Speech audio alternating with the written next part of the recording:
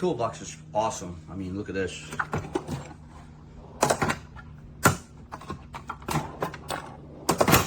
I like it. Okay, I don't have to open the lid.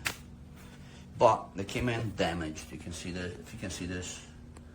So I don't know, I thought I got a real good deal on this. Maybe this was just part of a deal. But I don't care. It's all good.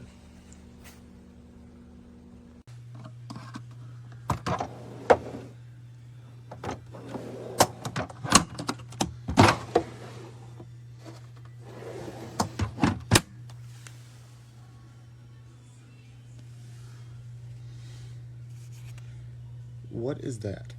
Come on now. Seriously, y'all gonna make us pay these prices at least. Be careful with shipping.